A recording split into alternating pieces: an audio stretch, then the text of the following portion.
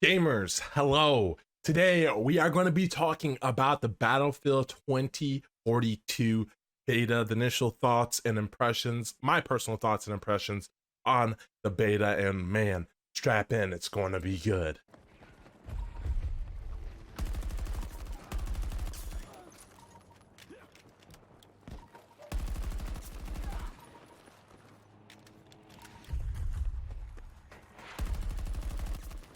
But before we get into the Battlefield 2042 beta initial impressions, I have to shout out the sponsor of today's video, DVING. Check them out, guys. If you don't have enough time, nerves, or you don't have good enough teammates, but you still want to have all the cool camos, I suggest you use the website DVING.net.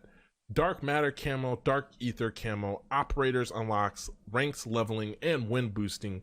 You can choose what you need. The boost works with account sharing, so they do everything for you without cheats or bug abuse.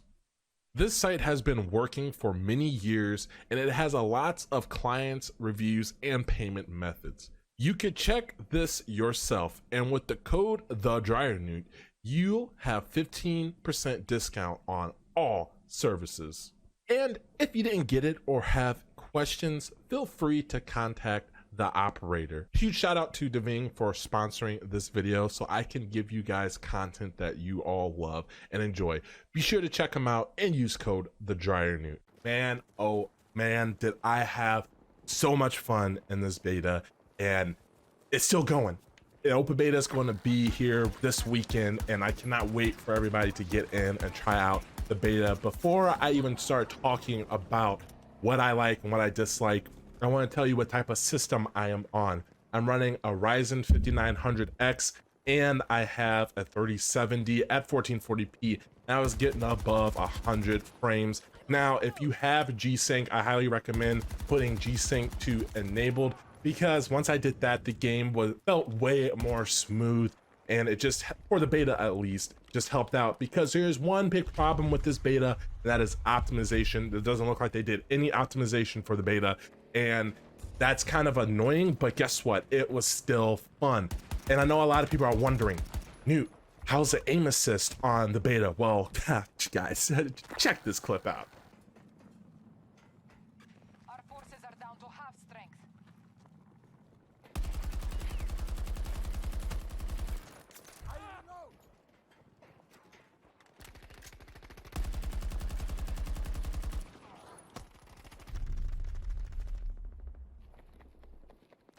Foxtrot sector has fallen. U.S. troops in control. Put it away. So if you're playing Battlefield 2042 on controller, guys, you're going to want to use a mouse and keyboard. It just feels so much better. This game was made for mouse and keyboard, and you could tell. And with the implication of crossplay, there's not much aim assist in here. And you're going to get destroyed if you don't use a mouse and keyboard. That's all I have to say. But the beta, man, whew. Guys, you know what makes this game so much more fun? It's just because they built a world, a sandbox that you actually can do whatever you want. If you want to jump off a building and go across the map, if you want to snipe, if you want to run and gun, if you want to fly planes, if you want to fly a helicopter, if you want to do anything, you can do this in this game. And it is fun. This game is so fun. I am going to praise it because, like I said, I'm going to say it over and over. It is fun. The gunplay feels absolutely amazing. Now, it does not feel like a traditional Battlefield gunplay. The guns have a really little recoil. Like, don't get me wrong, you still have to control the recoil, but they do just beam. And I like about this game is that everything feels crisp when everything's working correctly. Now, I had my NetDuma going, and right now there is no server browser, which is unfortunate, but there will be one when the full game releases, and you'll be able to choose what server you want to go to. And with my NetDuma on, I was getting around 40 ping, and it felt buttery smooth. Now, when I didn't have my NetDuma on, there's one thing: if you don't have a NetDuma and you don't have a router that you can, pick what server you want to go to or how high of a ping you want to have, I was actually getting matched over in the UK and for some reason over in Southern Africa, man. Like, I don't know why, but I was like on a 240 ping when I first started, and I didn't know what was going on or why the reason was for that. It was super weird. But when I turned it on, everything felt buttery smooth, man, and it's just so much fun. I cannot praise what Battlefield or what the people over, the devs over at DICE have done with this game. They actually made a fun FPS shooter, and don't get me wrong, it's just the beta and there's going to be some problems, and we're going to get into that. But after seeing everything and the potential this game has, man, I am excited for this year because we have Call of Duty coming out, we have Battlefield, and we have Halo. We got 3 top shooters coming out this year, and I think that Battlefield 2042 is going to take the cake when it comes to the best FPS shooter in 2021 into 2022.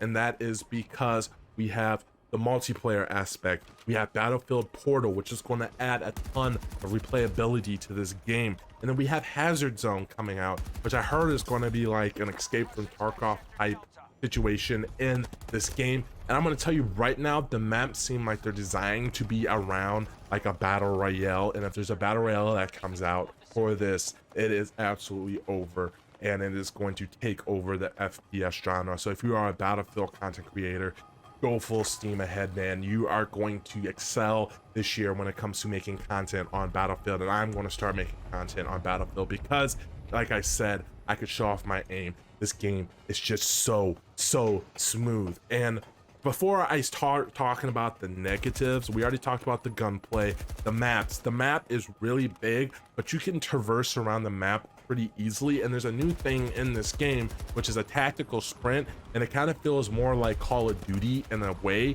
And I love it. It's fun and makes it seem like you're actually moving around the map. You can call in vehicles. Now, you can't call in like a tank or something on you, but you can call in a vehicle and have it drop on you like an ATV or a truck or whatever to go around the map. You can beam people out of the truck.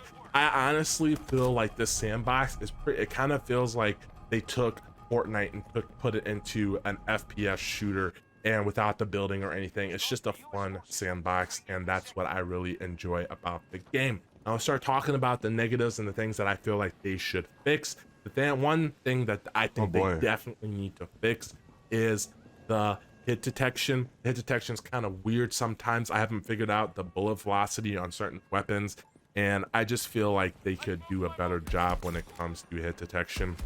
But like I said, it's a beta. It's not horrible, but it can be better. The next thing is there has to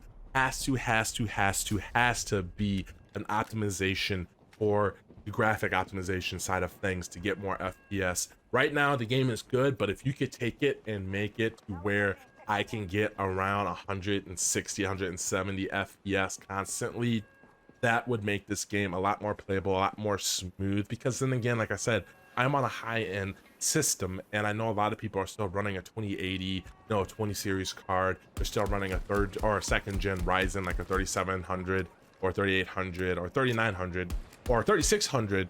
I know a lot of people haven't upgraded to the new Ryzens yet, and there is going to have to be a optimization pass on this game. Now, the build that we were playing is a couple months old. The devs have already said that, so I hope that there's going to be something in this game that is going to be to where you guys can enjoy the game and have a really good time when it comes to getting a nice FPS or frame rate. Another thing that I want to talk about is the attachment system. It's kind of wonky. You could, I think on mouse and keyboard, the default keybind is T, and to put attachments on your weapon, but I think there's a bug right now to where every time that you spawn in, you have to reapply the attachments on your weapon. I personally would prefer if I could just go in, make a custom class, and just play the game and have my attachments preset, and if I decide to switch them on the fly, that would be cool. But right now you have to switch them each time that you spawn in. I think that's personally just a little bit annoying. Third thing I want to talk about is the map. The maps that we're playing on right now is they said that is a medium-sized map, so I'm kind of skeptical to see what a large map is. and it just needs to be, the bigger the map and the more, like, this game is beautiful, but it needs to be, like, going back to the graphics and the FPS, there is going to be, it's going to be really taxing on your system. And if you don't have a beefy system, which I know not a lot of people do, you're going to have a tough time running this game. And I think that, like I said, the maps are absolutely huge, but this Battlefield just looks like it's the most beautiful looking FPS shooter right now. I think it's better than Escape from Tarkov. I think it's one of the best FPS shooters to come onto the market right now when it comes to a graphical quality. But the downside to that is you're going to have a beefy system to run this. I know people that are playing on a 3090 ultra settings that have like the best of the best, the PC that you can buy right now. They're only getting like 130, 140 FPS on ultra setting. Now, another thing that I want to talk about is the dynamic weather. The thing is, the dynamic weather is cool and all, but it's more like a gimmick. I personally prefer if they had like a whole bunch of different like weather options: sunny, foggy, rainy. You know, it seems like it's triggered every so often, and it's just more of an annoying thing. Like, it's cool at first, but it's more of an annoying thing when you have to have it, like when it's a preset and you know when it's going to happen and it happens over and over and over again. I think it just needs to be switched up, because that is just another little gimmick that I just don't care for. Another downside is the destruction. The destruction is not what we're used to in a Battlefield. We can't just destroy walls and like blast or C4 a wall and break it open. It's not that much of a destruction, which is not really like that high on my list, but it is still kind of destroys the immersion that you have in this game. Destruction's not all there, but you give some, you take some, which I understand. My overall thoughts and opinions, guys, this is just a beta. We have access to one map right now. It's a closed beta. It's going to be an amazing year. Like I said, we're going to have Portal, we're going to have Hazard Zone on top of the regular multiplayer.